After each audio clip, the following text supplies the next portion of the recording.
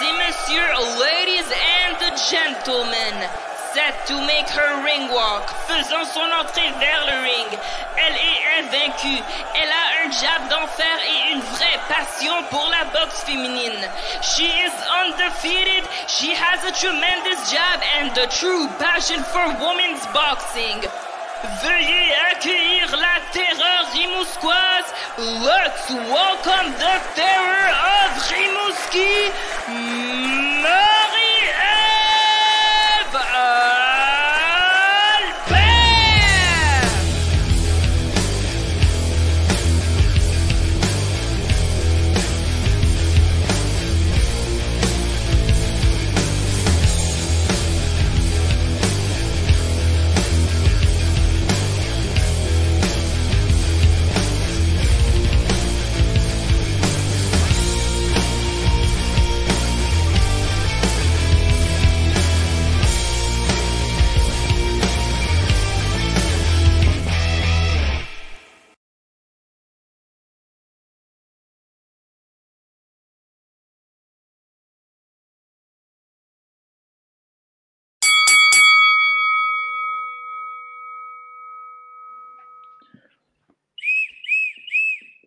Salut Marie-Ève, je me préparais pour ma grève. En direct de Rimouski au Québec, ton podcast préféré 120 secondes, est-ce qu'on peut dire que c'est le dernier épisode de l'année ou tu vas me surprendre entre Noël et jour de l'an, on fait un bilan de fin d'année? Oui, il faut absolument qu'on couvre entre Noël et jour de l'an. Fait que malheureusement, je vais te sortir de ton temps des fêtes, Laurent. On a beaucoup de sujets cette semaine, mais là, je n'ai pas regardé le pacing, comme disent les professionnels, mais je te lance mon premier sujet parce qu'on est débordé. Ouais, j'avais mis celui-là, mais ça en a-tu un autre? Oui, on va prendre celui-là. Kim Clavel et Marie-Pierre Roule l'ont emporté au dernier gala. Moi, j'ai des oreilles partout. J'entends qu'on a trouvé un très bon adversaire pour Kim Clavel à son prochain combat. Marie-Pierre Roule, beaucoup de rumeurs qui ne se sont pas avérées, mais ce qu'on peut extraire de ces rumeurs-là, c'est qu'elle est encore très près de retourner en championnat du monde. Mettons que je ne m'inquiéterai pas pour Marie-Pierre en 2025, je suis sûre qu'elle va avoir une place. J'ai un bon pressentiment pour elle, que ce soit 140 livres ou 147 livres. C'est comme ça que je le verrai. Pour ce qui est du prochain gala du groupe Yvon Michel, c'est un gala qui est prévu, si je ne me trompe pas, fin janvier. Le 30 janvier, il va y avoir une conférence de presse le 4 décembre. Donc, on pourra donner plus d'infos fin décembre dans notre bilan de fin d'année. Mais j'aimerais revenir rapidement sur les deux combats du dernier gala, Laurent. Je vais parler de Marie-Pierre pour commencer, OK? Parce que moi, Marie-Pierre, j'ai aimé beaucoup, beaucoup son combat contre Anissa Benyoub, OK? Il y en a qui disaient « Ah, c'est faible, peu importe. » Moi, je trouvais que c'était décent comme adversaire. Oui, Marie-Pierre était supérieure, mais on a pu vraiment... Puis je trouve que ça faisait longtemps que je n'avais pas vu Marie-Pierre pratiquer des affaires pour vrai. Tu sais, essayer des affaires nouvelles, essayer une stratégie nouvelle dans le ring. Puis cette fille-là qui fait beaucoup de rondes lui a permis de pratiquer ces choses-là. J'ai trouvé vraiment Marie-Pierre intéressante dans le ring face à Anissa Benyoub. Pour moi, c'est le type de combat que ça me fait du bien de voir. Tu sais, souvent, on disait Marie-Pierre, elle joue avec le trouble. Elle a fait certains combats qu'elle a gagnés par... On a tendance à... la phrase, on dirait qu'elle s'ajustait à ses adversaires ou elle descendait à leur niveau. Tu sais, c'est ça. Des fois, c'était limite, là, les marges. Mais là, elle a vraiment gagné de façon très convaincante. Je pense que j'ai donné un round à l'adversaire, un gros max. Je suis même plus sûre parce que j'ai perdu ma carte, mais c'était pas plus que ça de mon côté. Les juges aussi avaient 99, 91. C'est pas que l'adversaire était pas doué, là. L'adversaire avait quand même des aptitudes boxe techniques, mais elle bougeait pas beaucoup la tête. Elle restait en avant de Marie-Pierre dans les coups. Elle laissait Marie-Pierre l'attaquer et la contre-attaquer comme elle voulait. Alors, j'avais ma question préparée pour toi sur mon pad. As-tu trouvé qu'on a une Marie-Pierre qui ne casse plus? Tu sais, il y a eu des combats où elle a cassé pendant certains combats, puis Yvon Michel disait on va l'amener à 10 rondes un petit peu plus tard, parce qu'au début, il ne voulait pas l'amener à 8 parce qu'il disait elle a tendance à baisser de régime. Là, après ça, on a mis sur 8. Elle avait encore cette petite tendance-là à baisser de régime. Est-ce que maintenant, on a une Marie-Pierre qui peut gérer son énergie sur 10 rondes? J'ai trouvé qu'il y avait une bonne gestion de l'énergie, autant par Marie-Pierre elle-même dans le ring que les conseils du coin. Okay? J'ai trouvé ça très bien. Mais ce qui fait que ça a été mieux aussi, je crois que c'est la stratégie dans son ensemble. Quand Marie-Pierre essaye avec ses grosses mains, on sait qu'elle a de la puissance. Quand elle essaye avec ses coups de puissance, mais que ça aboutit pas, qu'elle gère pas bien la distance, puis elle gaspille des coups de puissance dans le vide, ça gaspille de l'énergie aussi. Puis il y a beaucoup de gens qui vont, comme on dit en anglais, gaz out, ou donc s'essouffler, avoir un essoufflement dans le dernier tiers de combat, parce qu'ils ont beaucoup gaspillé d'énergie à essayer de placer des mains droites quand c'était pas le bon moment. C'est pour ça qu'on dit tout le temps, le knockout doit venir de lui-même. Il ne faut pas le chercher nécessairement. Parce que quand on cherche un knockout, on gaspille ces grosses mains-là, on gaspille ces power shots-là. Et ici, j'ai trouvé que Marie-Pierre n'a pas vraiment gaspillé. Elle est allée avec une variété de coups. Quand c'était le bon moment, j'ai trouvé qu'elle a su adapter vraiment son rythme à ce qu'elle voyait, à ce qui se passait en avant d'elle, vraiment. Puis ça, ça veut dire qu'elle a fait une économie. À un moment donné, elle a moins gaspillé d'énergie à faire des grosses mains lourdes, inutiles. Elle les a placées au bon moment. Yvon Michel, un jour, il avait dit la boxe, c'est comme le baseball. Essaye de frapper pour 300 ta moyenne de coup sûr, puis les circuits vont suivre. À la boxe, c'est juste d'être précis, de toucher la cible, les KO vont suivre. Tu sais, la boxe puis le baseball, là, c'est pareil, Marie. Le but, c'est de gagner les rounds, chaque round. Est-ce que, voilà, Kim Clavel, elle avait une adversaire un peu plus faible, mais elle a sorti tous les outils de son coffre, puis ça m'a fait sourire. Non, ça m'a fait sourire un peu, là, mais la boxe, c'est beaucoup ça, par exemple. Des fois, on va, à certains moments clés, on va amener des adversaires plus faibles pour redonner confiance. Ici, je pense simplement qu'on n'a pas trouvé autre chose. Moi, c'est ce que je pense aussi. C'est pas la faute de Kim. Elle a pris l'adversaire qu'on lui a offert. Ça n'a pas été simple de la matcher. Ça, on le sait de source sûre, que ça a été très compliqué de la matcher. Il y a eu plein de possibilités qui n'ont pas abouti. Finalement, ça peut être pour plusieurs raisons. Des fois, tu n'as pas de visa. Des fois, tu n'as pas une bourse. On ne t'offre pas une bourse assez élevée. Des fois, les dates ne fonctionnent pas. Mais tu sais qu'est-ce que j'entends? Est-ce que tu sais qu'est-ce que j'entends beaucoup, genre, qu'avec les boxeurs européens, qu'il n'y a pas avec les boxeurs peut-être de l'Argentine ou du Mexique, la grosse différence, c'est quand on demande mettons, je vais donner un exemple, il y a un boxeur français qui a été approché pour affronter Maxla McDonie, qui a une belle fiche de 18-2. OK, je vous donne des scoops. Puis la première chose qu'il a dit, c'était pas vraiment l'argent, c'était pas vraiment McDonie, c'était est-ce qu'il va avoir un titre mineur en jeu? Pour que si je gagne, on a une avancée. Fait que souvent, un boxeur qui va avoir une belle fiche, exemple, je sais pas, moi, 14-1, qui voudrait venir contre Kim, il va exiger qu'un titre soit en jeu et là, ça rajoute des coûts. Et qu'est-ce qui est un peu étrange, c'est que les boxeurs aussi, quand ils voient que Kim elle a déjà été championne du monde, ils essaient d'avoir un peu plus d'argent. Ils disent non, c'est l'ancienne championne, je veux ça se comprend. Tu veux te tester contre la championne, mais tu veux pas tu veux pas briser ta fiche pour des pinottes. Parce que c'est le principe de dire, OK, on m'offre, quand quelqu'un se fait offrir un combat, un athlète en général, il faut qu'il regarde qu'est-ce que lui a gagné de ça. Est-ce que c'est de l'expérience? Si la personne ne protège pas sa fiche, est-ce qu'elle va au moins être bien payée? Est-ce qu'il y a un titre en jeu? Est-ce que ça peut améliorer mon rang dans les associations? Il faut réfléchir parce que tout combat n'est pas toujours bon à prendre. Des fois, le timing n'est pas bon.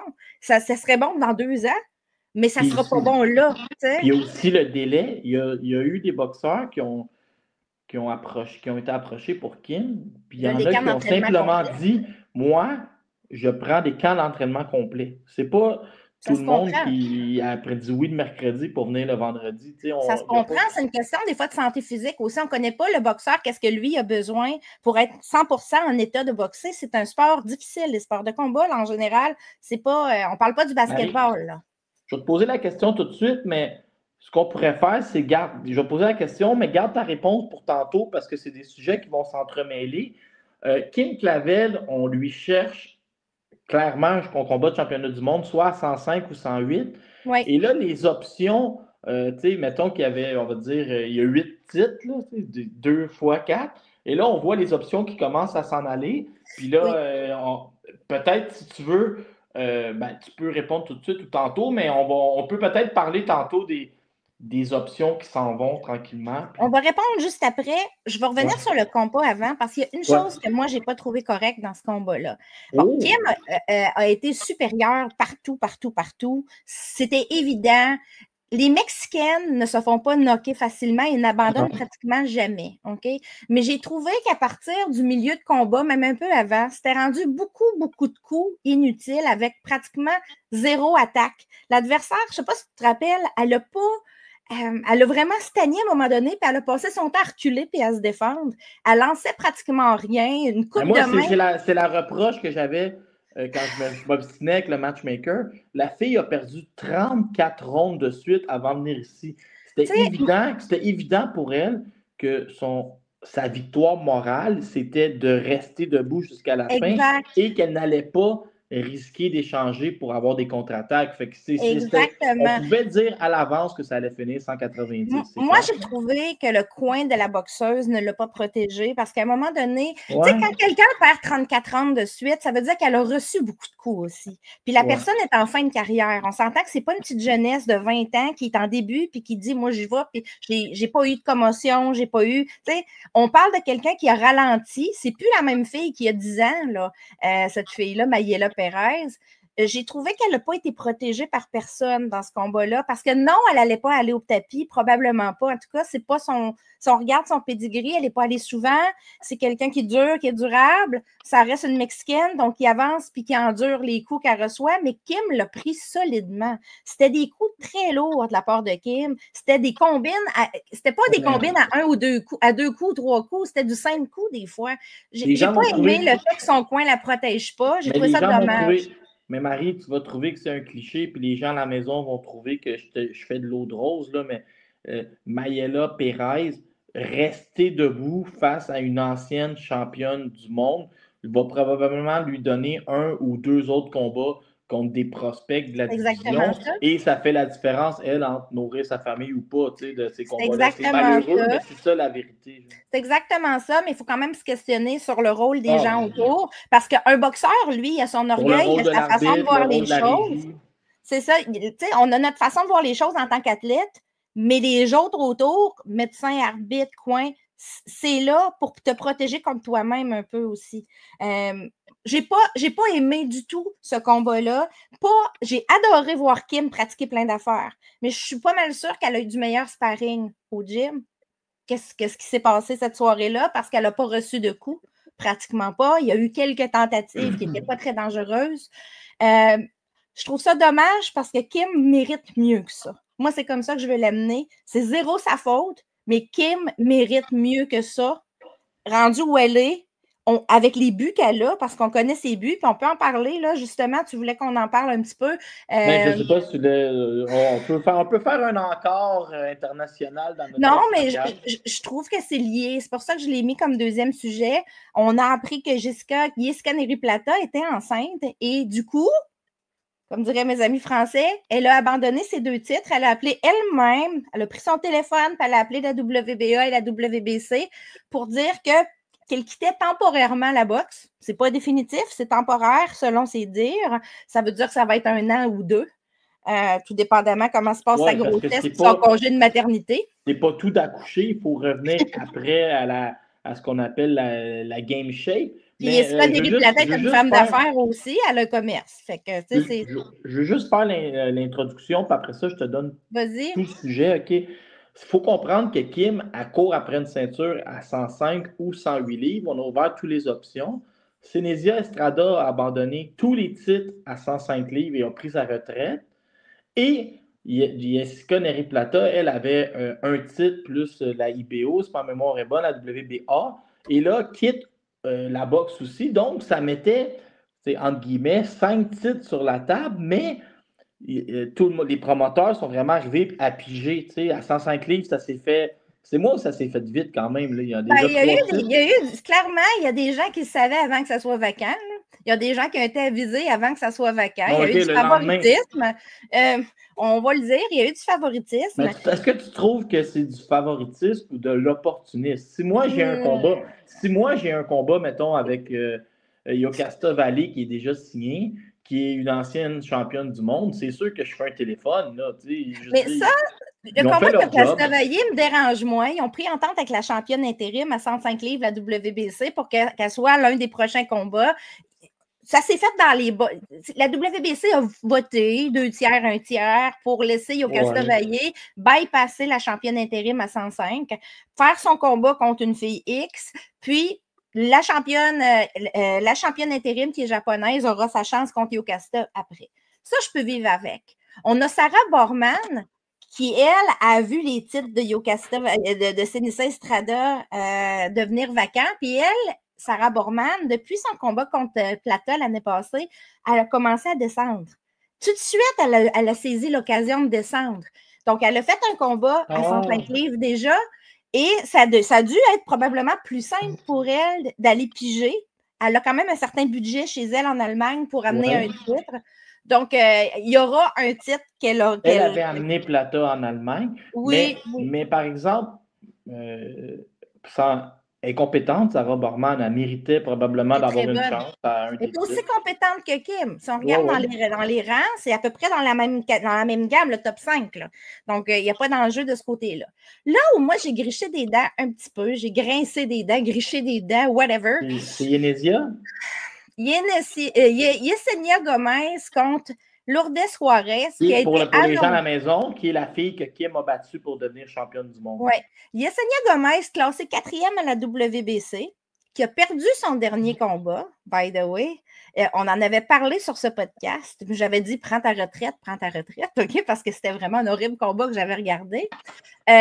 Affronte Lourdes Juarez, une ancienne championne WBC à 115 livres, qui descendait et qui n'était pas classée WBC dans cette catégorie. Ça sort pratiquement le jour où on apprend que Plata est enceinte. Donc, on se dit, OK, il n'y a même pas eu. Puis, Kim est numéro 2 à la WBC et Bermudez est numéro 1. Donc, ils n'ont pas eu d'appel, ils n'ont pas eu de lettre, ils n'ont pas été avisés que ce titre-là était vacant. Mais Marie, c'est fâchant de ce temps-ci. Tu sais, regarde, MBD s'était fait jouer le tour que Caleb Plante a affronté Trevor McCombie. On le voit là. On le voit au Québec, on le voit sur la scène internationale. Il y a des promoteurs ou il y a des associations qui sont, on dirait, calculent, dans l'espace-temps, on va le donner tout de suite le combat, puis on arrangera ça plus tard. Le titre WBC a déjà trouvé preneur. Le combat était hier ou avant-hier, si je ne me trompe pas, avant-hier, vendredi. C'est, imagine-toi donc, Lourdes Juarez, la sœur de Barbie, qui a ramassé le titre. Elle a fait le coup à Yesenia Gomez. Ben oui, elle a fait le coup à Yesenia Gomez, qui n'est pas meilleure que ce que je me rappelle de son dernier combat. Que tu l'as envoyé à la retraite, tu es encore d'accord? Ben, écoute, c'était chez le promoteur de Yesenia Gomez, c'était Pépé Gomez qui organisait ça dans la région avec les fans de Yesenia. Écoute, je ne sais pas si la WPC sentait le devoir d'offrir à Yesenia Gomez un rematch. Rappelons-nous que dans le temps, contre Kim, il y avait une clause de rematch pour un combat au Mexique. Kim m'a dit, elle avait 3 mois pour l'activer, puis elle ne l'a pas fait, sa clause. Ça, c'est ce que Kim m'a dit. C'est probablement vrai. Par contre, il y avait peut-être d'autres affaires en dessous qu'on ne sait pas. Peut-être que Jessica Neri-Plata devait aussi un combat à Yesenia Gomez par la WBC. Habituellement, quand tu es un ancien champion WBC, puis qu'il va avoir un vacant, on t'a en très haute estime. On a juste à se rappeler Deontay Wilder ou tu as des bonnes chances de revenir. Est-ce que tu vois Lourdes Juarez comme une potentielle adversaire pour Kim Clavel? Ça va être difficile. J'ai analysé Lourdes Juarez. Okay? Lourdes Juarez, elle a au-dessus de 40. Elle a comme 40 combats, si ce n'est pas plus. Elle a 41 combats, je pense, dans sa carrière. Oui, 34-7, je pense. 0 de ces combats-là ont été faits en dehors du Mexique. Hein? Je ne sais pas si elle a eu un visa. Je ne sais pas si elle a un passeport. Mais déjà en partant, si tu t'appelles Groupe Yvon Michel, tu appelles l'équipe de Lourdes Juarez, première affaire que je validerais, c'est elle peut-tu sortir du pays et es-tu intéressée? Parce que ça se peut qu'elle veut juste pas du batteur du Mexique. La WBC ne l'oblige pas, en vrai. Tu sais, en vrai, la WBC ne l'oblige pas. Là, c'est Bermudez qui est son aspirante, en vrai. La numéro 1, c'est Bermudez en dessous. Parce que Bermudez puis cette fille-là pourrait s'affronter. Ça, c'est plus possible parce qu'Argentine-Mexique, tu n'as pas tant besoin de visa. Puis Bermudez, ça ne la dérange pas de se déplacer à l'étranger. Mais Lourdes Suarez, elle ne l'a jamais fait, là. Jamais de sa carrière. Tu feras le tour, là. Moi, je les ai tous regardés un par un, puis je n'ai pas vu un à l'extérieur. Donc, ça, c'est un indicateur qu'il faut prendre en considération. Ça se peut que ça coûte vraiment cher de la faire sortir. Ça se peut qu'elle a ce monnaie là-dessus. Elle dit, moi, je ne sors pas de chez nous si tu me payes pas. Mais Marie, deux choses. La première, c'est la première fois en 4 ans que tu fais une faute. Tu as oublié le R de portrait. C'est la première faute de Mesdames et messieurs à la maison, c'est la première fois que Marie-Ève Albert se trompe. Je vais te la corriger tout de suite. Je le sais. Mais non, mais ma question, c'était pas ça. C'est la première fois que tu fais une erreur, ça m'impressionne. Mais après ça, tu sais, Yvon Michel, là, j'ai entendu toutes ses entrevues puis tout, puis il disait vraiment que, tu sais, Yocasta Vallée, elle ne répondait pas au téléphone, mais il disait que Evelyne Bermudez, puis l'autre championne, Neri Plata, avant qu'elle tombe enceinte, il n'était pas capable de s'organiser pour s'affronter entre elles, qu'il n'y avait pas beaucoup d'argent, puis que lui, il avait l'impression qu'il avait juste à choisir la date, puis il était capable de les amener facilement ici pour affronter Kim. J'aurais dit oui à une certaine époque, mais dernièrement... J'ai entendu ça, moi. J'aurais dit oui à une certaine époque. J'aurais dit c'est pas faux, Yvon. Mais dernièrement, Bermudez a défendu ses 2 titres à la maison. Donc, elle a été capable de se financer. Puis, il y a une machine en arrière. Georgina, là, sa manager, là, sa promotrice et manager. Bon, t'es disparu, Laurent. T'es de retour. T'as eu un appel? Pour vrai, tu vas capoter. Pour vrai, on en parlera après. J'ai reçu un appel. C'était... Mais c'est Tamara Thibault qui voulait m'annoncer ses débuts professionnels. On en parlera dans notre prochain sujet. On en parlera après. Je disais que la promotrice de Bermudez, Georgina, elle est quand même elle est très futée. C'est une femme qui est très futée. Elle est capable de s'organiser si elle veut quelque chose. Donc, moi, je pense plus que ça tient l'affaire de Yvon Michel qui dit, moi, j'ai le moyen, puis eux autres ont pas nécessairement le moyen. Peut-être qu'à une époque, c'était vrai. Mais il disait que c'est comme il disait que la preuve de ça, c'est que les deux, ça n'arrive pas à s'affronter. C'était compliqué, mais je vais te dire un secret. Neri Plata est une personne compliquée aussi. C'est compliqué de dealer avec le clan de Neri Plata. C'est pas comme les autres clans. Je dis ça, je dis rien. Ben, quand même, tu sais, elle est venue au Québec, elle est allée en Allemagne. Ça reste que c'est compliqué de dealer avec Neri Plata. Je dirais compliqué, mais ce n'est pas encore impossible. Mais là, ça va l'être pour 2 ans. Ce que je peux te dire de plus, c'est que, bon, le titre WBC, on va voir qu'est-ce qui advient de ça. Probablement que c'est plus facile pour Bermudez de convaincre Lourdes Suarez de faire un combat que de l'amener au Québec chez Yvon Michel, mais tout se peut. Moi, je ne suis pas là pour dire qu'ils ne voudront pas. C'est peut-être possible avec une belle bourse. L'autre titre qui était en jeu, que Neri Plata avait, c'était le WBA, mais elle était super championne WBA. Là, les gens étaient tout excités. Le titre WBA va être vacant, puis tout ça. Non. Il y a une championne régulière WBA qui s'appelle Sarah Bailey et entre vous et moi, le clan de Sarah Bailey essayait déjà d'avoir le combat contre Neri Plata ordonné. Et il y avait des trades. Oui, ils essayaient. On voulait ce qu'ils voulaient. Eux, là, ils ne vont pas avec le dos de la main morte. Hein, ils font les affaires rapidement. Ben, ils font les choses rapidement, ils n'ont pas de temps à perdre, puis eux aussi ont une machine autour. Sarah est une ticket seller, hein? Elle vend des billets. Donc, elle peut facilement rester en Ontario, elle n'a pas besoin de faire le tour puis d'être le parent pauvre d'une équation avec une autre championne. Là. Elle peut faire ses affaires chez elle. Donc, ici, Sarah Bailey reste maintenant la seule. J'ai eu la confirmation. J'ai demandé au clan de Sarah Bailey, à son conjoint et entraîneur, plus particulièrement à Stevie, qu'est-ce qu'il y en a? Avez-vous la confirmation de la WBA? Puis ils ont dit oui, on a reçu une lettre de la WBA qui nous confirme que Sarah est maintenant la seule championne WBA. Donc, ça change, là. Ça change le portrait. On a Bermudez qui est là, mais tout d'un coup, tu as Sarah Bailey, seule championne, et tu as Lourdes Suarez comme nouvelle championne WBC.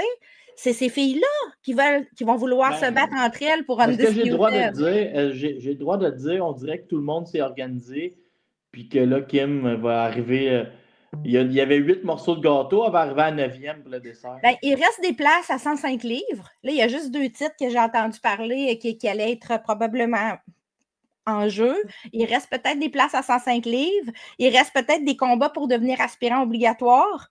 Est-ce qu'un combat contre Bermudez est faisable pour Kim encore? La réponse, c'est oui. Bermudez, avec une bonne bourse, pourrait venir. L'autre danger, puis on va en parler un peu plus tard, c'est une fille qui s'appelle Gabriela Fundora, qui est rendue championne undisputed à 112 livres, qui a 22 ans et qui pourrait facilement dire « Moi, je ne ferai aucune défense de mes ceintures, je te lâche tout ça, puis je vais faire le ménage à 108. » Parce qu'elle est capable de faire ce poids-là, même si elle mesure 5 pieds 9. Et elle peut le faire facilement à part ça. En descendant, elle deviendrait automatiquement la mandatory, l'aspirante obligatoire WBO de Bermudez. Et elle est backée par un promoteur qui s'appelle Golden Boy, qui a beaucoup d'argent, qui est capable d'organiser des combats et de payer des belles bourses si c'est ce qui est demandé, si c'est ce qui est nécessaire. Et Fundora est un peu un investissement pour eux à 22 ans, déjà undisputed. Clairement, ils vont essayer de la garder puis de lui amener des beaux combats pour qu'elle puisse progresser puis marquer l'histoire parce qu'elle est jeune. On va en parler tantôt de son combat. Elle est impressionnante. Pour Kim, sont où les portes? Ben, il en reste encore. Elle peut toujours miser sur Bermudez. Ils peuvent convaincre Lourdes Juarez de venir, mais il faut comprendre qu'elle va compétitionner avec Sarah Bailey, qui vont aussi vouloir affronter Lourdes Juarez. Ils vont compétitionner à 105 livres. Yokasta Vaillé aussi est backée par des promoteurs qui ont de l'argent. Donc, elle aussi, elle a l'idée de devenir undisputed. Puis, Sarah Borman va probablement gagner son titre bientôt. Là, puis après ça, ben, ils vont aller... ça va bouger vite à 105 livres. Les titres ne resteront pas vacants longtemps. Je ne sais pas c'est quoi la suite pour Kim, mais j'espère pour elle qu'il y a quelque chose, qu'il y a un vrai plan. S'il n'y a pas de plan, si on nous dit oui, il y a un plan, mais qu'il n'y en a pas vraiment un, ça va être un problème à très court terme. C'est comme ça que je le vois. Non, mais il y a assurément un plan maintenant, c'est est-ce qu'il va fonctionner? Est-ce qu'il y a un plan B? Est-ce que tout le monde s'attendait à ça? T'sais, probablement pas que Plata devienne enceinte, mais ça faisait 1 an qu'elle n'avait pas défendu ses titres. Donc, ça ne bougeait pas. Il y avait un risque, même si elle n'était pas enceinte, qu'on lui enlève ses titres, à force de ne pas les défendre. Tu peux te perdre tes titres là, par inactivité, là, quand ça fait plus qu'1 an que tu ne les as pas défendus. Donc, il fallait le penser. Est-ce que les titres à Plata sont... Qu'est-ce qu'on fait si les titres deviennent vacants? Je suis sûre que ça a été regardé. Maintenant, j'ai hâte de voir quel va être le prochain combat de Kim. Si c'est un combat à 108 livres, ça va en dire beaucoup. Si c'est un combat à 105, ça va en dire beaucoup. Je pense qu'on ne peut plus rester en 2 catégories présentement. Il va falloir vraiment qu'on voit vers où Kim s'en va. Ils vont te mélanger à la tête, ils vont mettre ça à 107. 107 dans ma tête, c'est 108. 107 dans ma tête, c'est 108. C'est pas 105. C'est pas 105. 105, c'est... À 106 livres, là, je serais moins mélangée. Mais à 107, pour dans ma tête... On verra. Veux-tu qu'on jase de Jess Camara? Hey, ça m'a pris par surprise, ça. Caroline Dubois, la sœur de Daniel Dynamite Dubois et de Prince Dubois. Elle est très, très bonne, Caroline Dubois. C'est un joyau, Caroline Dubois. Énorme commande pour Jessica Camara qui n'a jamais refusé personne et n'a jamais reculé contre personne.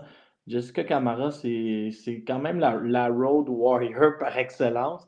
Et là, solide combat. Moi, j'ai rêvé. Je disais, on a failli avoir Tamara Thibault contre, on en parlera tantôt, là, Natasha Spence. Là, Camara contre Dubois. Si on avait eu Marie-Pierre Roule qu'on rêvait aussi, enfin, on aurait eu le plus grand mois de janvier de l'histoire. Je suis très contente pour Jess, sincèrement. Jessica Camara, tu as raison, c'est une road warrior. C'est quelqu'un qui est un peu comme musique, hein, qui s'en va à l'étranger sans peur de perdre ses titres. Puis on y va, puis on avance.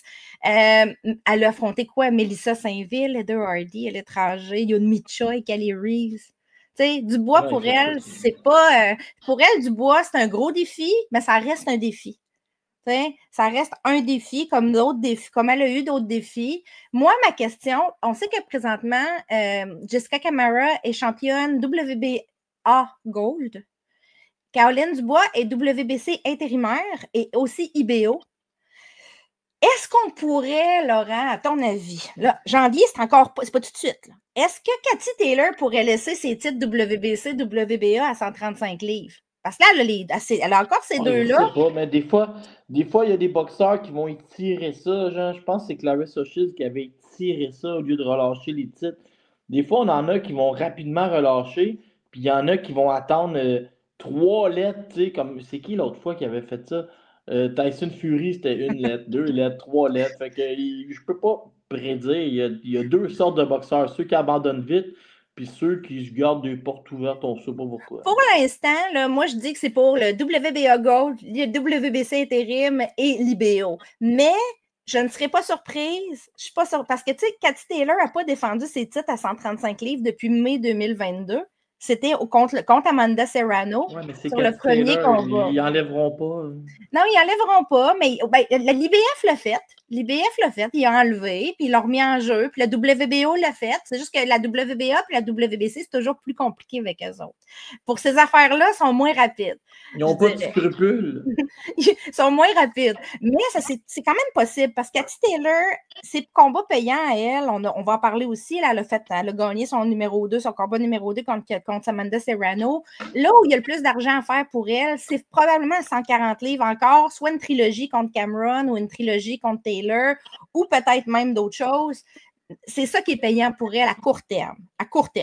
Donc, peut-être qu'on pourrait voir un titre ajouté. Tu sais, à la WBC, on s'entend que Dubois est la championne intérim. Donc, si le titre est vacant, c'est plausible de le mettre contre Camara, de le mettre en jeu.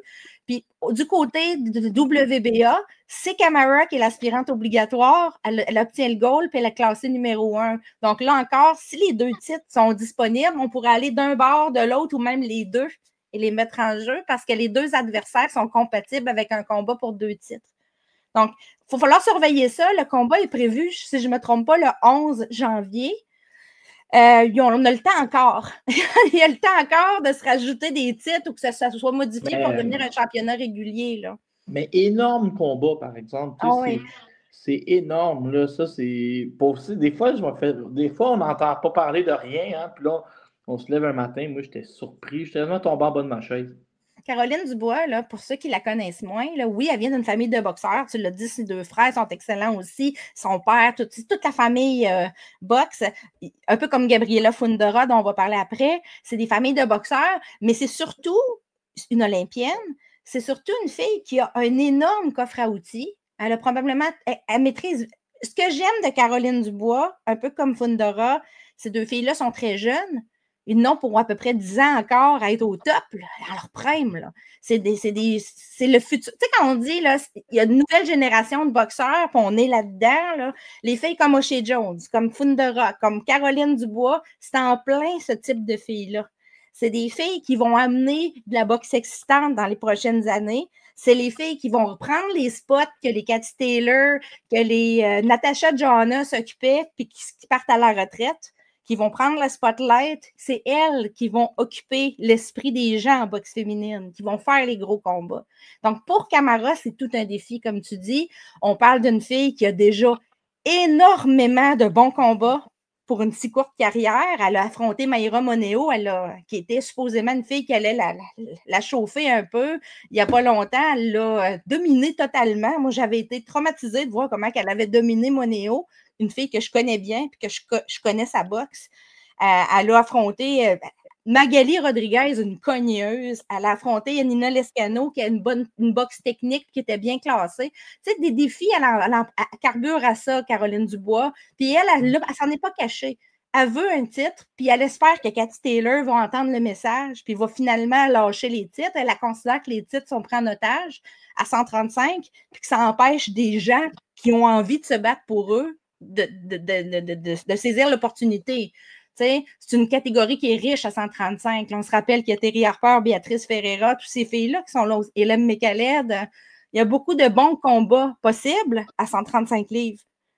Camara, c'est un de ceux-là. Le style de Camara va fonctionner avec le style de Béatrice. Camara va de l'avant, elle aime ça. Là, elle affronte Caroline. Hein? Là, elle affronte Caroline Dubois. Oui, Caroline, c'est ça. Mais le style de Camara va bien fonctionner avec celui de Caroline. Oui. Ça va être comme vraiment, selon moi, là, Caroline, elle aime ça échanger, contre-attaquer, elle aime ça bouger, elle n'a pas peur des gens qui échangent coup pour coup. Ben, Camara, on l'a vu contre Caleries, hein? On l'a vu contre Yoon Mi-Choi, c'est quelqu'un qui est capable d'envoyer du volume, qui n'a pas peur de manger un coup pour en donner deux. Ça va donner, selon moi, les styles vont amener un combat spectaculaire. Ça va être grandiose. J'ai hâte. C'est quand ça? C'est le 11, hein, qu'on a dit 11 janvier? Je ne sais pas la date exacte. On va défoncer l'année avec ça, Laurent. C'est notre premier épisode 2025. Camara va avoir affronté cet enfant qui s'appelle Caroline Dubois, de qui on va entendre parler énormément dans le futur. Est-ce que Jessica peut gagner? En boxe, on peut toujours gagner. Est-ce que ça va être difficile? La réponse est oui. On va être logique aussi, là. Je peux être chauvin. Ça va être difficile. Peut-être, c'est probablement son plus gros défi à date. En boxe pro.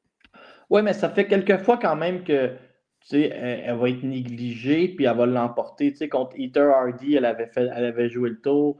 C'est la meilleure underdog au monde, elle. Oui, c'est ça, elle est allée jouer le tour en Corée aussi. Fait que si quelqu'un peut l'emporter à l'étranger, c'est Jessica Camara. Bon, là, prépare-toi, j'ai préparé un texte.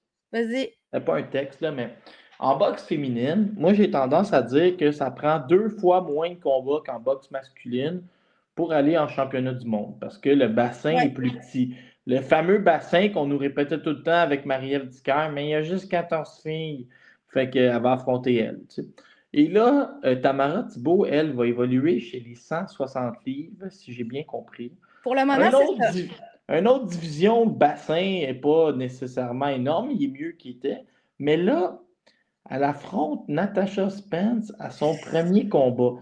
Ça, pour vous donner une référence en proverbe, OK? J'ai couru dans mon escalier, j'ai monté les marches en double. Non, ça, c'est à part avec 4 marches, puis à Salt Mirror. Ça, je veux pas. Je ne suis pas dans leur tête, là, puis je n'ai pas posé de questions. Mais si tu commences avec Natasha Spence, une Canadienne, avec le pedigree que Spence a, alors qu'elle n'a même pas vécu c'est quoi encore boxer avec des gants pro, c'est qu'ils ont énormément confiance, ils ont fait les tests en sparring et ils doivent se dire, et là, tenez-vous bien à la maison, prends ça en note, Marie, ils doivent se dire qu'ils ont besoin d'un maximum de 5 ou 6 combats avant d'aller en championnat du monde.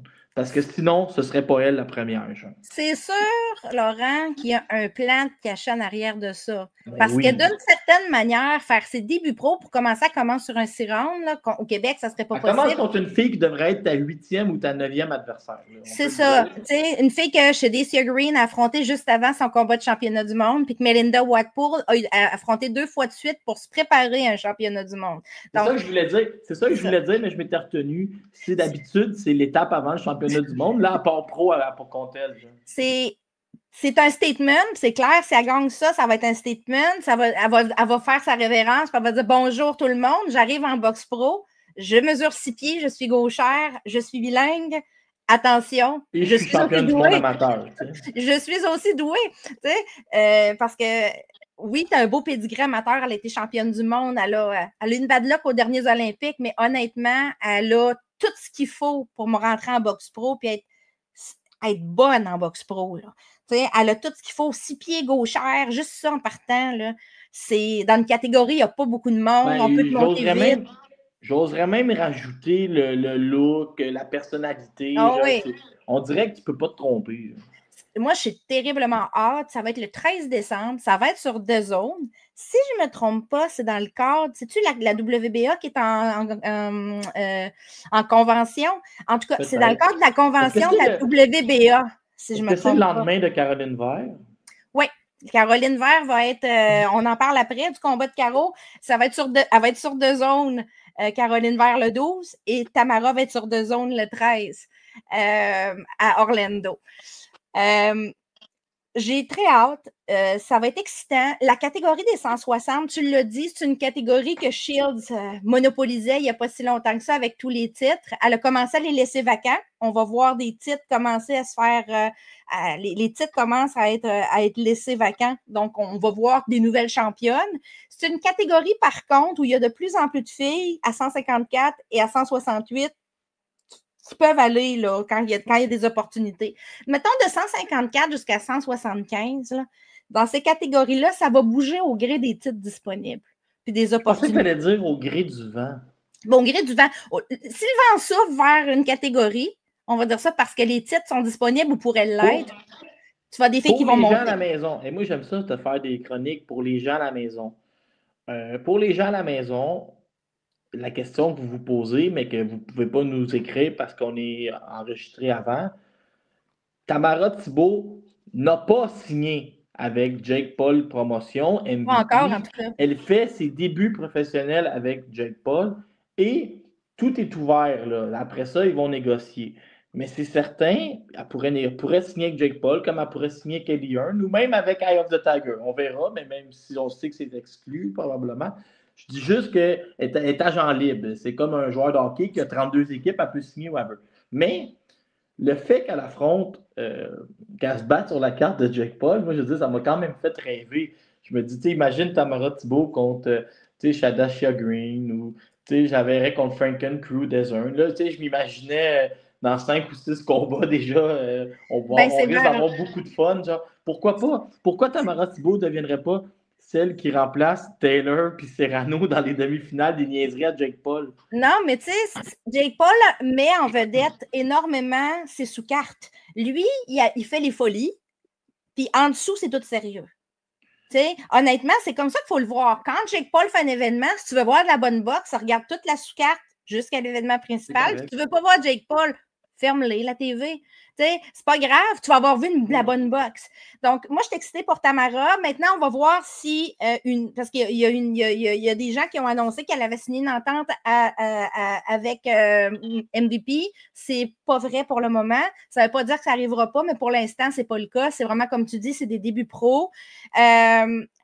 Il y a une autre fille qui était aux Olympiques en même temps que Tamara Thibault qui monte, qui vient de passer pro dans cette catégorie-là, 160 livres. C'est Davina Michel qui a fait ses débuts pro, la française, en fin de semaine aussi. Je suis contente de voir des Olympiennes dans les poids plus lourds passer pro. Ça, c'est excitant parce que, comme tu dis, c'est des catégories un peu plus faibles où il n'y a pas beaucoup d'adversité. Amener des Olympiennes, c'est tout le temps amener de la qualité. C'est pas n'importe qui. C'est des filles qui ont affronté les meilleurs tout le temps. Je trouve ça, donc, le fait que Tamara et que Davina Michel passent pro en décembre, novembre-décembre, ça amène 2 filles qui savent boxer dans des catégories plus pauvres. Moi, j'aime beaucoup comment on construit des athlètes. Puis en boxe féminine, c'est encore plus, je dirais, c'est moins subtil. Il n'y en a pas beaucoup de filles. Fait que, quand tu choisis quelqu'un au détriment d'un autre, ça paraît. Puis, comme Marie-Ève Dicker, ça m'avait impressionné comment on avait construit sa carrière. Il y avait des adversaires de dernière minute. Il y avait des filles qui étaient plus vieilles que moi, les Suédoises. Puis là, je voyais tout ça. Mais au final, ça a donné une très belle carrière. Ils ont pris des décisions qui leur ont rapporté. Et là, je vois Tamara Thibault arriver. Puis là, je me dis, Tamara Thibault, l'objectif, c'est clair que c'est d'être championne du monde. Mais là, direct contre cette fille-là, moi, il y a du monde qui m'ont écrit, puis qui m'ont dit, des boxeurs, même des boxeurs pros qui m'ont dit, il faut que tu le prennes le premier coup avec les petits gants, là, tout est différent.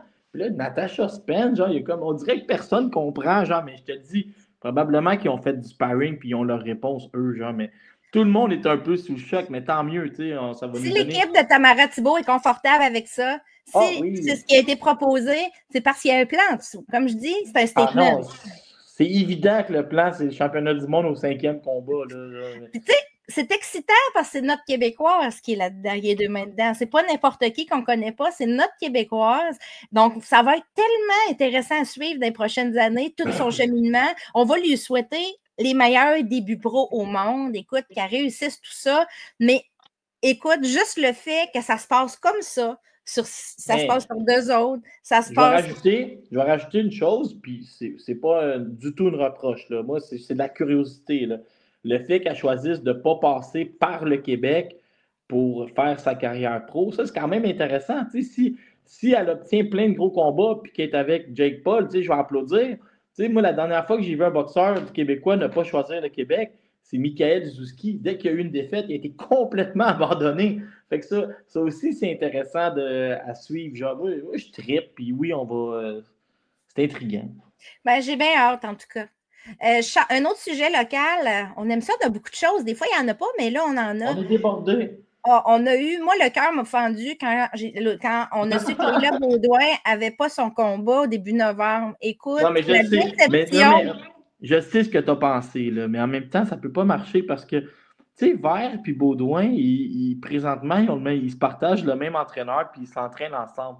On dirait que Bouvier, elle s'est sortie du combat de Baudouin parce qu'il y avait plus d'enjeux contre Vert puis qu'il n'était pas réellement blessé. C'est ça qu'on pense parce que ça s'est fait tellement vite. Tu sais, on ne saura pas les vraies raisons. On ne le saura pas. La raison officielle, c'est que Gabriela Bouvier avait une blessure, qu'elle n'avait pas réussi à guérir à temps pour se présenter au Québec dans la Fight Week. Et surprise, surprise, ils ont annoncé ça au clan de Leila Baudouin assez à la dernière minute. Il y a une adversaire de remplacement qui a été trouvée, qui n'avait pas une superbe fiche, mais en vrai, c'était pas pire que l'adversaire de Kim Clavel. Ça se ressemblait pas mal. Ça, ça me rappelle, sais-tu qu'est-ce que ça me rappelle, qu'est-ce que Bouvier a fait? Ça me rappelle la fois, en 2007, j'avais appelé malade, je n'étais pas capable d'aller travailler, j'étais trop malade. Puis ce soir, j'étais sorti d'un club. J'avais eu une guérison miraculeuse en fin d'après-midi. Moi, là, je commande pas ça. J'ai pas de preuves. non, mais c'est rapide, mais c'est tant mieux. Mais c'est ça. Fait que là, la fille, Eye of the Tiger fait venir l'adversaire de remplacement. Elle arrive à Montréal, elle se présente devant la régie, puis la régie dit « Non, ce n'est pas accepté ». Donc, Leila, le cœur éclate en mille miettes. C'était... c'est choquant. On va se le dire, j'ai de la peine pour les athlètes parce qu'on le sait que c'est un risque à prendre, mais il y a beaucoup de sacrifices quand tu passes à travers un camp d'entraînement au complet, que tu te prépares pour quelque chose, tu fais une coupure de poids, tu arrives dans ta Fight Week, puis on t'annonce que tu n'as plus ton adversaire, que ton adversaire de remplacement est arrivé, puis finalement, il est refusé. C'est des montagnes russes. Mais ça arrive souvent. Thomas Chabot, que j'ai eu en grande entrevue, il expliquait que c'est vraiment pour la coupure de poids. Tu sais, des coupures de poids, tu ne peux pas en faire 1000 dans ta vie. Là. Ça laisse des traces. On dirait que tu as un nombre de coupures de poids qui est limité. Tu sais, on a vu David Lemieux en fin de carrière que son corps ne suivait plus pour les coupures de poids. Fait que tu veux pas gaspiller ton temps à faire des coupures de poids s'il n'y a pas de combat après. Genre. Pour Leila, c'est un peu la même chose que pour Mary Spencer. Mary l'a vécu avec des adversaires qui se présentaient ou qu'on ne trouvait pas à la Fight Week ou qui arrivaient blessés, hein, pour ne pas nommer April Hunter. Donc, tu vis les montagnes russes, puis après ça, tout s'effondre, puis tu te ramasses. Il faut comprendre aussi qu'il y a une question de revenus liée à ça. Hein? Tu n'obtiens pas la bourse que tu étais supposé d'avoir, c'est reporté à on ne sait pas quand. C'est beaucoup d'instabilité pour un athlète qui veut se consacrer à la boxe à temps plein. Moi, j'ai eu de la peine, sincèrement, pour Leila, pour ce combat-là. Leila a passé à travers toutes sortes d'émotions. On l'a vu, elle a posté abondamment ce sujet-là aussi sur les réseaux pour remercier ses commanditaires. Parce que aussi, les commanditaires, ils donnent des sous, puis ils s'attendent à avoir une visibilité, puis finalement, le combat n'arrive pas. C'est de la business, la boxe, hein? C'est pas juste du sport. Puis, je voulais juste le souligner parce que ça doit être dur. Leila s'entraîne avec Caro Vert en plus. C'est ça l'ironie du sort. Tu sais, ils s'entraînent présentement ensemble. Une chose qu'on oublie, là, tu sais, que pour l'athlète, c'est qu'elle vend des billets à sa famille, à ses amis. Puis là, des gens peut-être là, qui n'en ont rien. Je vais donner un exemple. Moi, Marie-Ève Albert, si demain, là, tu t'en vas chanter de l'opéra, puis vous êtes 8 à chanter, puis tu as un 5 minutes, OK, ou un 10 minutes. Oui, j'achète un billet pour aller te voir. Ma soirée, là, elle ne m'intéresse plus d'aller, tu sais. Il y a des gens. Je ne serais jamais allé si ce n'était pas moi. Mais non, c'est ça. Il y a des gens dans sa famille ou des gens à son travail ou des collègues qui achètent un billet simplement pour aller la voir elle. Et là, ils n'ont plus d'intérêt à aller au centre Vidéotron. Tu peux pas, je pense que tu peux te faire rembourser, là, si tu es moindrement un peu vite. Oui, mais des fois, c'est compliqué. Oui, c'est ça. Fait que tu sais, c'est vraiment du désagrément qui est sportif, OK, la perte de poids, mais aussi, tu sais, d'aller la tête baissée devant tes amis à qui t'ont convaincu d'acheter des billets. Tu dis, maintenant, je ne me battrai plus. Caro Vert s'entraîne avec Leila Baudouin au gym présentement, avec Sam Descarré. Finalement, c'est Caro qui va avoir Gabriela Bouvier le 12 décembre à Flint, au Michigan, sur la prochaine carte de Salita Promotion en collaboration avec T-Rex Promotion de Clarissa Shields. Non, Caro Vert n'est pas signée chez Salita Promotion présentement.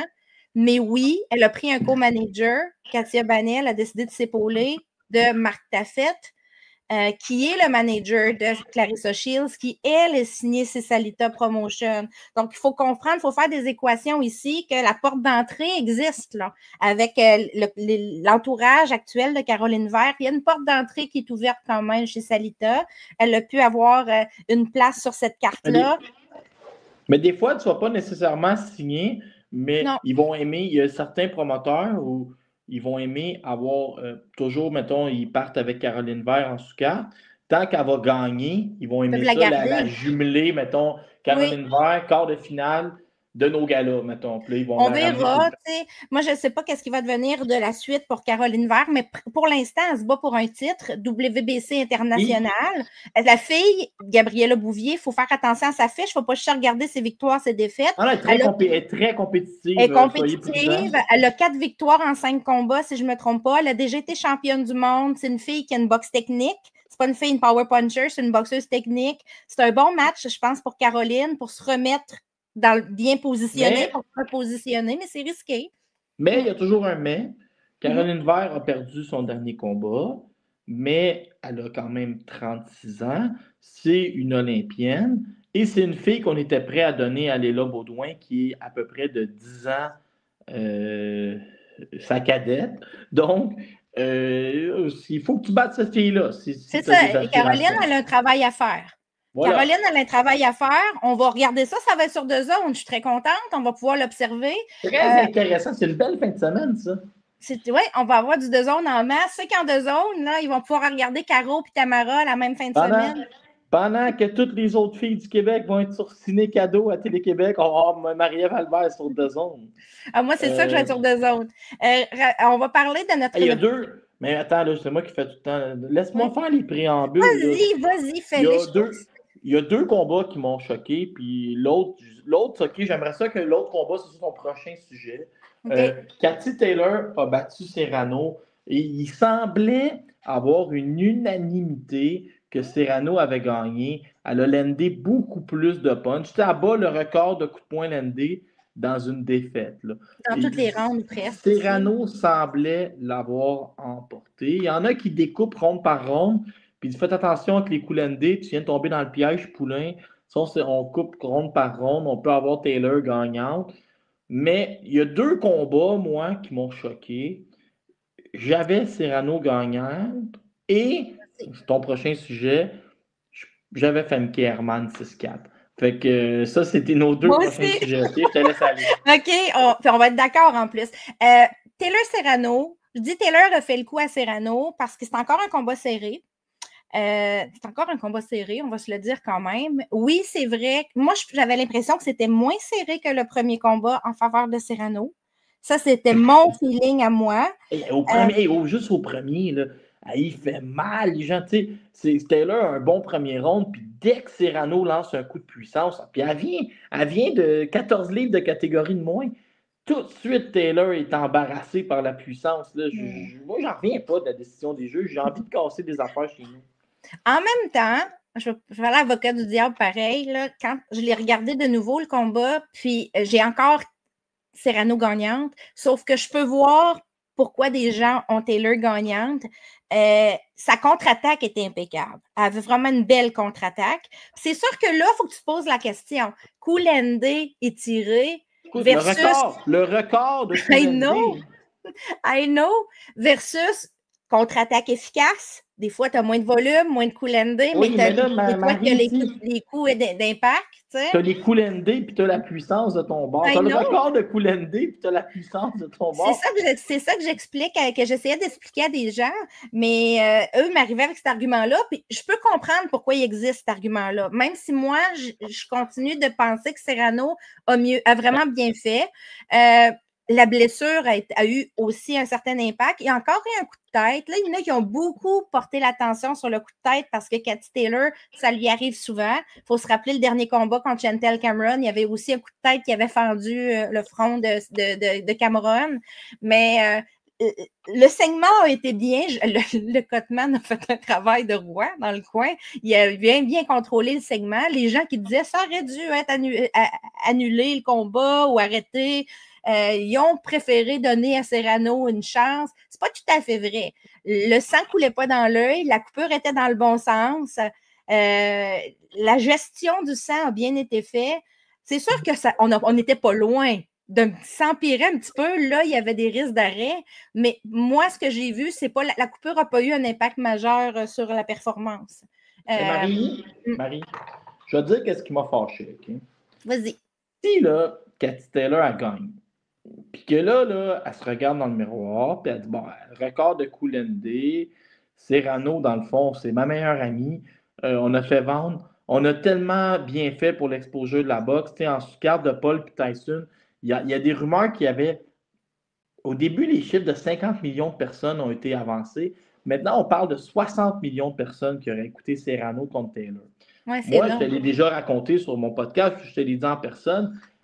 Sur ma ligne de piquetage, là, il y a au moins une 15 à 20 messieurs, puis même des madames. Il y a du monde qui ont écouté, qui sont venus me voir. Même mon frère a écouté ça. Ils sont venus me voir, puis ils m'ont dit, Laurent, ils m'ont pas dit Tyson, c'était incroyable. Non. Ils m'ont dit, Laurent, Taylor Serrano, c'était incroyable. C'est ça, la boxe féminine. Puis je leur ai dit, hey, écoutez 101, écoutez 120 secondes. De 2, arrêtez de bouder votre plaisir. Des combats comme ça. Il y en a plein tout le temps. Il y a eu Person contre Taylor. Dernièrement, on a eu Ryan contre Maillard. Oh, oui. On a eu Jonas contre Maillard. On en a plein des combats comme ça. T'sais. Il y en a plein. On a eu Kim Clavel contre Bermudez contre Plata. C'était potentiellement aussi des combats de l'année. Fait que là, moi, ce que je dis aux gens, c'est que là, je vois tout ça de positif. Mais là, Cathy Taylor, elle bat Serrano, très serré. Et là, le discours, moi, je l'ai battu 2 fois, c'est clair. C'est ça que j'ai détesté. Moi, j'ai encore plus détesté le fait qu'on ramène Sky Nicholson dans le ring pour dire qu'il faudrait que Serrano l'affronte. Mais c'est ça. Mais si Taylor avait dit, genre, regardez, là, c'est des 2 combats, c'est des pièces d'anthologie. C'est tellement serré que je peux pas, même si c'est 2-0 puis c'est pas 1-1, tu l'as vu 3 fois. Je peux pas me dire genre que le dossier est clos. Oui, je vais aller chez toi. Oui, on va continuer à s'affronter. On va faire de l'argent. Les gens, là, c'était 60, ça va être 80 millions la prochaine fois. Tu sais, j'aurais aimé ça. C'est comme, allez-y dans la trilogie, là. Même si c'est 2-0, genre, c'est trop serré, là. Puis bravo à Jake Paul, parce que même si son combat était médiocre contre Mike Tyson, tout le reste de la sous-carte était excellente. Puis j'avais 2 combats féminins sur la carte. Juste les longueurs entre les combats, des fois. Oui, mais tu sais, 2 combats féminins sur la carte. Puis aussi, je veux juste mentionner le tout. Il y avait 3 femmes de coin. On ne voit pas ça souvent, mais dans le combat de Melinda Watpool avait une femme de coin, Luca Badi avait une femme de coin, et si je ne me trompe pas, le combat précédent, Serrano-Taylor, il y avait une femme de coin, je pense que c'était Barrio qui avait une femme de coin qui était sa sœur, une ancienne boxeuse. Donc, j'ai trouvé ça cool de voir 3 femmes de coin. D'habitude, c'est rare qu'on en voit juste une dans un gala. Il y en avait 3.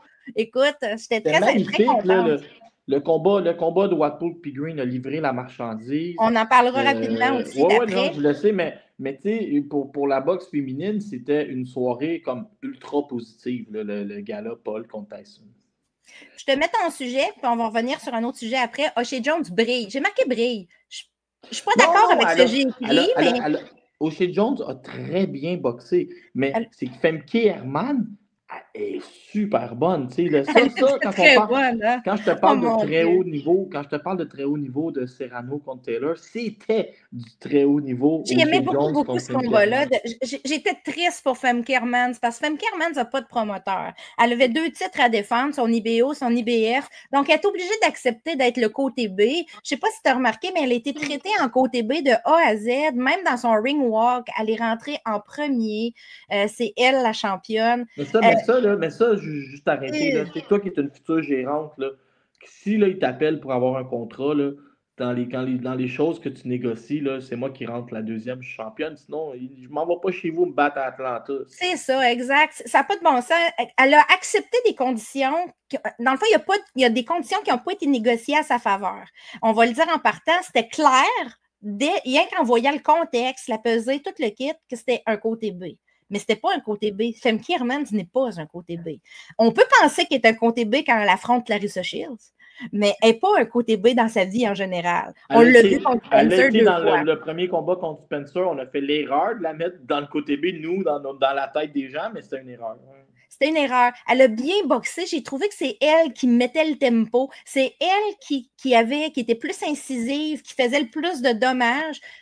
O'Shea Jones avait dit « Ah, ça va être mon combat le plus facile depuis le début de ma carrière. » Ben, si O'Shea Jones continue de dire ça, on appelle ça des mythos, hein? Des gens qui se croient eux-mêmes. Là. C'est un petit peu mythomane de se penser que ce combat-là était son plus facile. Si c'est le cas, en tout cas, je ne sais pas comment elle a perçu les choses. Moi, j'ai trouvé que qu'est-ce qu'elle a dit? Elle a dit ça après le combat? Avant. Elle a dit ça va être mon combat. Je ne sais pas si elle a changé d'idée, mais si je l'entends de nouveau, je vais dire c'était mytho, ma fille, parce que c'était pas facile. C'est pas facile, c'est un split. Ça aurait dû être une décision en faveur de Femke Hermans, à mon avis. Moi, j'avais beaucoup de gens sur. Si j'allais voir sur les internets en même temps, puis c'était beaucoup. Il y avait 7-3 Femke. Beaucoup de gens disaient 7-3, mais ils vont dire c'est 6-4 parce que c'est en Atlanta. Mais tu vois, autant sur Serrano et Taylor que sur Jones et Herman, ce qui me dérange, c'est qu'on n'a pas le concept de revanche automatique. Hein? Surtout dans des bons combats comme ça. Tu sais, moi, je trouve qu'on donne des revanches dans des combats qu'ils ne méritent pas des fois. Et quand c'est méritant, c'est difficile d'aller chercher la revanche et pourtant, c'est ça qui est le meilleur ambassadeur de la boxe. Aller vendre des combats, des deuxièmes combats quand tu as eu un premier combat excitant, ça donne tellement le goût de regarder la carte, de payer ton billet, de voyager ou d'acheter le pay-per-view. C'est comme ça qu'il faut vendre la boxe. C'est pas sur des combats plates, c'est des revanches plates que personne ne veut voir. C'est sur ce type de combat-là serré. Chez les femmes, il y en a plein. Donc, moi, j'espère juste pour Femke Hermans qu'elle va. Moi, ce que j'aimerais peut-être d'elle, remonte à 160, il y a des titres libres. Remonte à 160. Hermans Thibault à Montréal. Moi, j'aime Femke Hermans. Elle a un style bizarre. Elle a une boxe étrange par moment.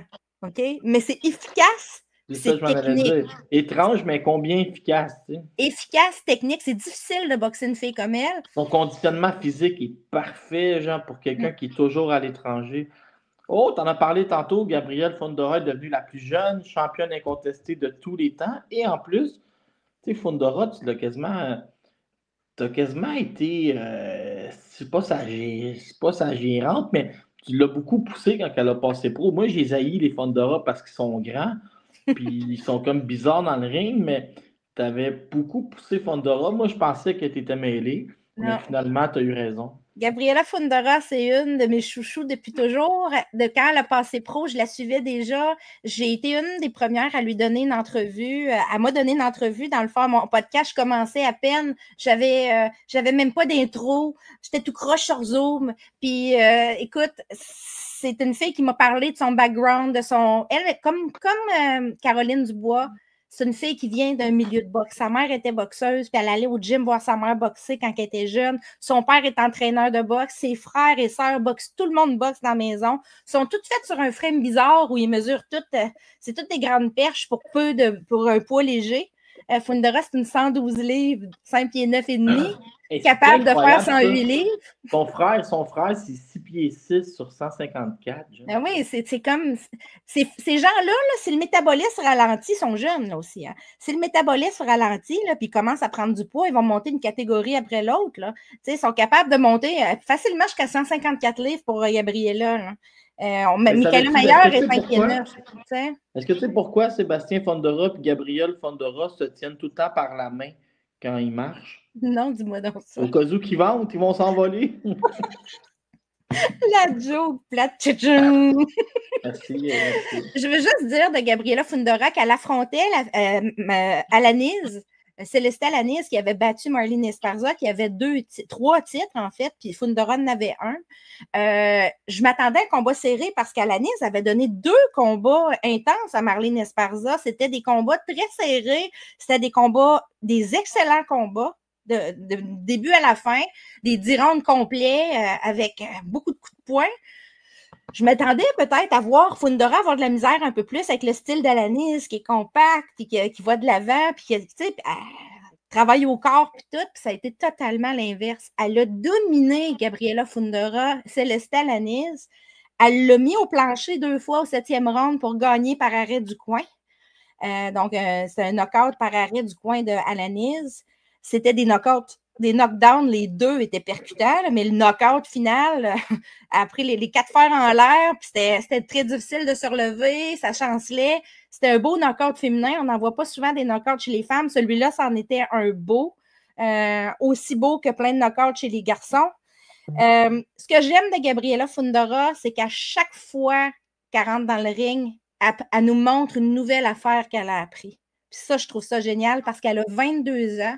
À 22 ans, c'est la plus jeune championne incontestée de l'histoire de la boxe garçon-fille. On parle de l'ère des 3 ceintures. Je ne sais pas si quelqu'un... Des 4 ceintures, pardon. Je ne sais pas si quelqu'un le fait plus jeune à l'ère des 3 ceintures. Mais à l'ère des 4 ceintures, 22 ans, undisputed à 112 livres. La fille est signée chez Golden Boy. C'est Samson qui est son manager. Il est là, il est fier, il est tout le temps, il la suit, c'est son petit bébé. L'avenir est prometteur avec Gabriela Fundora et Caroline. Pourquoi tu t'es pas essayé sur son nom de famille? C'est trop compliqué à prononcer. Samson Lekovic? Lekovic. Ouais, voilà. Ouais, Samson, lui, là. Mais c'est un gars d'influence dans la boxe. C'est un type sympathique. À l'époque, quand Martin Achard était encore vivant, il essayait tout le temps de savoir ce qui se passait quand il y avait des rumeurs au Québec. Et il était devenu ami avec Samson Lekovic, où il parlait de David Benavidez, s'il allait affronter David Lemieux ou pas. Puis là, Martin s'était ramassé avec une exclusivité. Là, j'étais content. C'est un gars très sympathique, très influent en boxe. Des bons contacts du côté de PBC, des excellents contacts du côté de Golden Boy, beaucoup de contacts avec les clans comme Mayweather, etc. Il est capable d'amener ses boxeurs sur des grosses cartes puis de les faire bien progresser. Puis il est toujours là en arrière. Il est très familial avec ses boxeurs qui les aiment, comme sa famille. Benavidez, comme tu dis, les Fundora, etc. Il monte dans le ring avec eux autres, il porte le gear, il est intense, il est là tout le temps. Gabriela Fundora, comme je disais un petit peu plus tôt, pourrait décider de descendre à 108 livres pendant qu'elle est encore capable de le faire parce qu'elle a fait déjà un combat. Son avant-dernier, elle pesait 109 livres à la peser. Pour elle, c'est simple de faire 108 livres, c'est une livre de plus à couper et elle est capable de le faire pendant qu'elle a le métabolisme rapide, on va dire ça comme ça, puis qu'elle est encore capable de couper. C'est le temps d'aller cleaner les 108, puis après ça, tu pourras monter 115, 120, 118, etc. Elle a tellement le temps de le faire. No rush. Prends ton temps, Gabriela. Mais c'est une fille qu'on va voir énormément. Tu sais, quand on dit qu'on a besoin de nouveaux visages de la boxe féminine parce qu'il y a des transitions, elle, Caroline Dubois, O'Shea Jones, je l'ai mentionné pour ne nommer que celle-ci, Tamara Thibault, c'est toutes des filles qui vont être là pour longtemps puis qui ont de quoi apporter, qui va être intéressant. C'est pas juste que ce sont des nouvelles championnes puis qui prennent des trous laissés par des grandes championnes parce qu'il n'y a pas de relève. C'est vraiment des bonnes boxeuses techniques. C'est vraiment des filles qui sont puissantes. Fundora fait des knockouts très souvent. Elle a de la puissance, quelque chose qui est souvent reproché en boxe féminine. Il n'y a pas de knockout. Elle a la puissance. Elle est capable de faire ça. Donc, c'est tous des noms à mettre dans votre petit calepin. Allez dans vos Instagram pour suivre ces filles-là. Puis, vous allez les aimer. Mais Gabriela, là, je suis très contente pour elle parce que c'est comme un peu, comme je te dis, elle venait de passer pro, puis je la suivais déjà, puis j'étais... qu'est-ce que c'est, ça? Ah, tu l'as noté dans ton calepin? Merci, Laurent. 2 petits sujets vite. Melinda Watpool, on en a parlé, qui a affronté Shadowsea Green à 168 livres. Et attends, je veux y aller avec la phrase cliché. Elle méritait un meilleur sort. Oh que oui. Déjà, Melinda Watpool, je ne sais pas si tu as remarqué, c'est une 160, OK, Watpool. Donc, elle a décidé de monter à 168. On avait parlé qu'elle n'avait pas beaucoup d'options à 160 puis qu'il n'y avait pas grand monde présentement là, mais elle s'est fait offrir sur un plateau d'argent une opportunité de championnat du monde pour un titre vacant de Savannah Marshall face à Shadowsea Green sur la méga carte de Jake Paul Tyson. Donc, tu ne dis pas non à ça au stade des Cowboys de Dallas. Donc, tu t'en vas, puis tu dis « let's go, je vais l'essayer ». Elle a monté de 8 livres pour ça. T'as-tu trouvé que Shadowsea Green était énorme dans le ring à comparer à elle? Watpool était négligé à 3 contre 1, puis il y avait comme buzz des parieurs, genre sur les médias sociaux, des gens qui font des prédictions, de dire que c'était une live underdog, là, tu sais, comme... il y a beaucoup de choses que j'ai pas comprises ce soir-là. Tu sais, Cathy Taylor était négligée à 3 contre 1 aussi. Genre, il y avait eu comme un buzz que Serrano a gagné facilement. Il y avait un buzz que Shadasha Green elle était supposée comme être bien meilleure que Watpool. Puis finalement, on a eu des combats ultra serrés. C'était une très bonne sous-carte. Ouais. Melinda Watpool a eu de la misère dans les premiers rounds, c'est-à-dire qu'il fallait qu'elle prenne ses repères. C'est pas qu'elle avait de la misère. Elle était plus lente, elle lançait moins. Mais quand elle a trouvé comment frapper Shadasha Green, c'est elle qui allait vers l'autre. Quand Shadasha touchait une fois, elle en a touché 2. J'ai trouvé qu'elle méritait vraiment de gagner. Elle a fait un travail impeccable pour démonter Shadasha Green coup par coup. Ici, on a senti le côté A puis le côté B de l'équation. Oui, vraiment. Puis, c'est un split decision en plus. Fait que c'est crève-cœur, encore un. J'espère qu'on va peut-être... je lui souhaite un rematch. Ça n'arrivera pas, mais je lui souhaite. Mais en même temps, à 160 livres, elle peut retourner à sa place puis y aller pour un titre. Là. Elle est rendue là, elle est classée numéro 1 partout. Elle pourrait facilement retourner pour un titre à 160. Donc, Melinda Watpool ne devrait plus jamais être underdog, à mon avis. Watpool contre Thibault en 2025. Une Canadienne qui est signée chez United Promotion. Si elle avait battu Shadasha Green, United Promotion se serait ramassé avec leurs 2 titres, c'est des femmes, ça aurait été des femmes. Mais ça a passé proche, mais c'est pas arrivé. Des fois, on oublie qu'en dehors du Québec, il y a United qui est quand même assez solide comme promoteur. La boxe en Ontario est en train de vraiment se développer. United a des filles, mais tu sais, Lee Baxter en a quelques-unes, Tree Lions en a quelques-unes. Ouais. On commence à voir... Il faut falloir commencer à ouvrir nos horizons puis voir ailleurs qu'au Québec. Même dans l'Ouest, Alexa Kubicki fait très bien. Elle va affronter quelqu'un... Kubicki est une machine de promo, genre, oui. Et n'ayons pas peur des mots, pige dans les adversaires de Kim Clavel. Pour moi, elle va commencer à piger les adversaires de Sarah Bailey aussi. Ils font bien les choses avec elle. Kubicki est en entraînement présentement avec Marlene Esparza, son 3e camp au Texas avec Marlene Esparza. Il faut regarder nos filles au Canada aussi. Honnêtement, ça se développe à la vitesse grand V. Il y a beaucoup de jeunes personnes, de jeunes prospects, mais aussi des filles comme Sarah Bailey qui arrivent avec un méga background amateur puis qui font tout vite. Rappelons-nous que Sarah Bailey a fait des débuts pro à 8 rounds. Ça n'arrive pas souvent. Mais là, je fais exprès pour tourner l'affaire dans la plaie. Mais elle a affronté Mayela Perez à son 2e combat et c'était la 21e adversaire de Kim Clavel. J'ai un dernier sujet. Je veux parler de Victoire Pitot, qui est devenue championne d'Europe hier. Ta préférée en Europe. À 140 livres, Victoire Pitot, qui est toute jeune, elle aussi, c'est une autre fille elle a 25 ans à peine. Puis elle, ils prennent son temps. Ils prennent le temps de la développer aussi. Elle a eu beaucoup de combats dans les dernières années contre des Journey Women qui lui amenaient beaucoup de rounds. Ça lui permettait de pratiquer des affaires. Elle n'allait pas là pour faire des knockouts, elle allait là pour aller chercher, faire de la pratique. Elle allait vraiment pratiquer les repères en boxe. Elle est venue faire un camp il y a quelques années ici avec Daniel Bouchard, si on se rappelle bien, un camp. Ils ont investi là-dedans pour qu'elle aille chercher des nouveaux repères, des nouvelles techniques, etc., etc. Elle a essayé de faire un cycle olympique l'année passée. Ça n'a pas porté ses fruits, mais ça a porté ses fruits en termes d'expérience. Elle ne s'est pas rendue à Paris, mais elle est allée chercher de l'expérience. Là, elle affrontait Fessiorou, une fille de Roumanie qui a quand même une fiche positive pour le titre d'Europe vacant à 140 livres.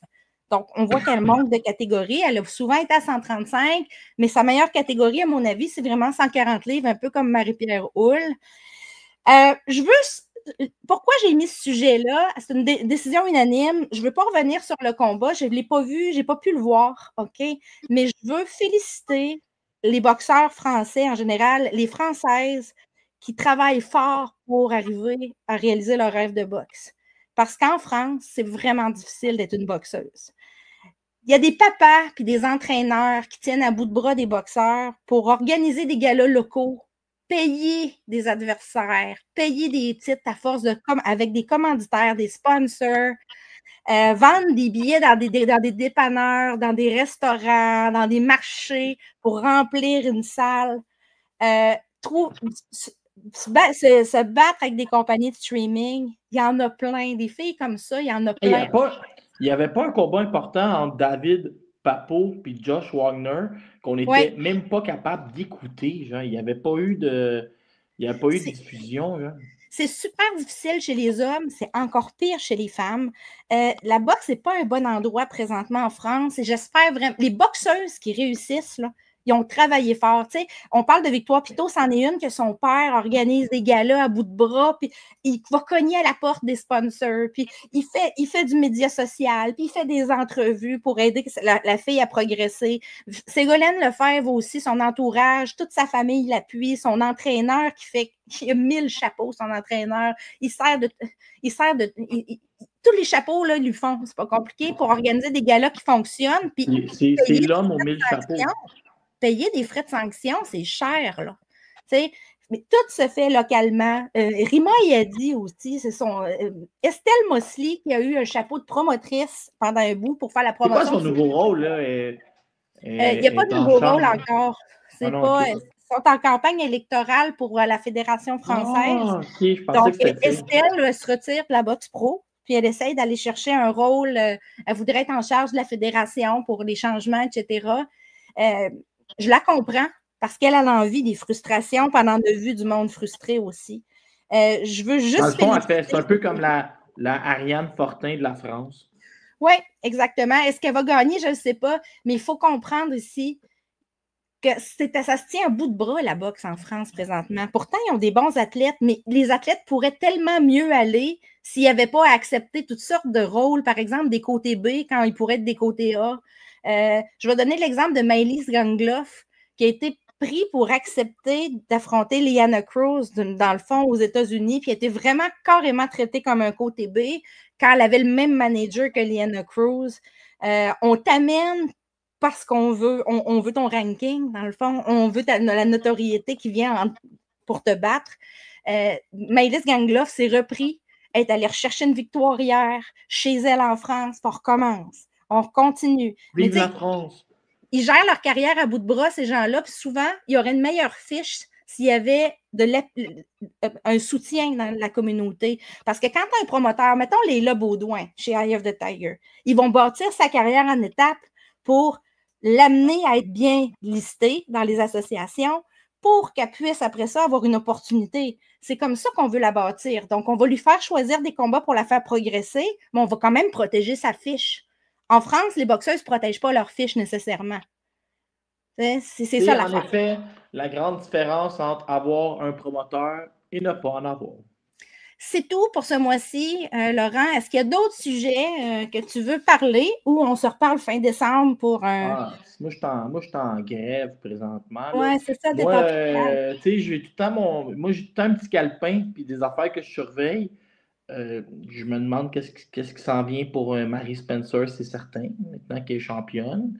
Et je trouve ça intéressant, pas l'arrivée, mais on avait notre ancienne garde avec Hull, puis Kim Clavel, Spencer, et là, Camara a toujours été là, mais là, de voir Caroline Vert dans un bon combat aux États-Unis, DAZN, de voir Tamara Thibault arriver, on va avoir Sophie Legrand et Sarah Couillard. Écoute, je me dis, on n'a jamais été autant ton podcast que la boxe féminine. Je trouve qu'elle n'a jamais été en aussi bonne santé.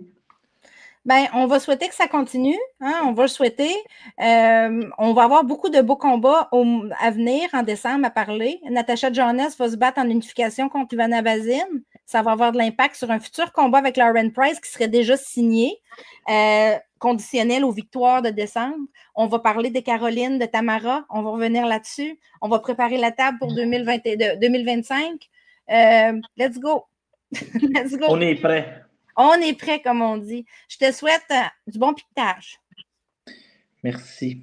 Bye. Très vite. Bye. Bye. Bye.